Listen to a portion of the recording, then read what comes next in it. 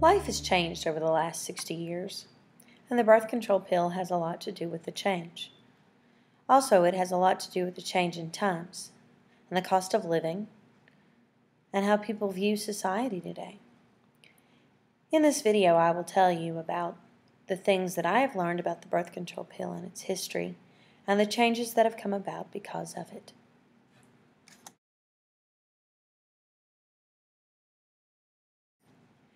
In the early 1950s, the fighting force of birth control was a woman by the name of Margaret Sanger. She was a daughter of a woman who died at an early age, and Sanger felt that her mother passed away because of the multiple births and even miscarriages that she had.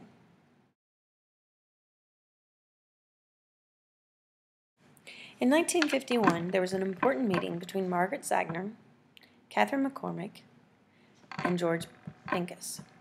Catherine McCormick was the sole heir to the International Harvester dynasty, and George Pincus was an endocrinologist working on the development of a daily contraceptive pill. Now, on this day, McCormick became the major financial backer for Pincus and his development, or his research.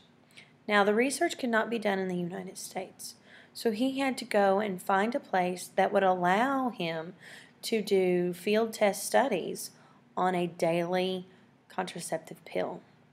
This is when he found a Dr. Rice, who was willing to go with him to Puerto Rico to do these studies.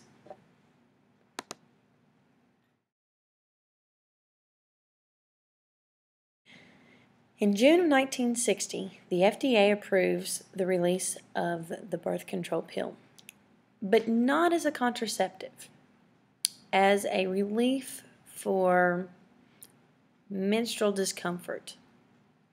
There is still a high level of synthetic drug that the FDA is not ready to release as a contraceptive.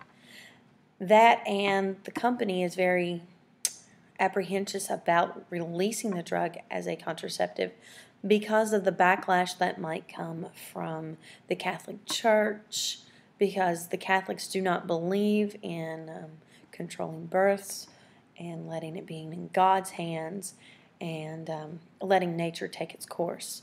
So they are still very apprehensive about releasing the drug as an oral contraceptive. So it's first put on the market in June as a relief for menstrual discomfort. After the initial release of the birth control pill, the FDA suggests that the level of progesterone in the birth control pill is too high for women on a regular basis, thus causing blood clots and other issues with it. So their suggestion is to form a low dose with a lower dose of progesterone in it to be released. As you can see, families used to be very large.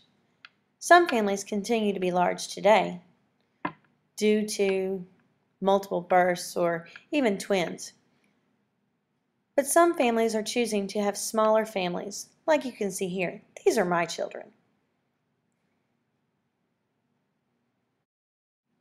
The invention of the pill gave women freedom to be able to go out into the workforce and get jobs outside of the home.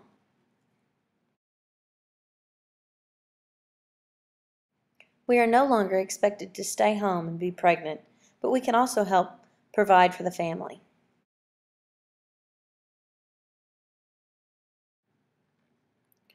Recently, there has been major medical advancements connected to the birth control pill.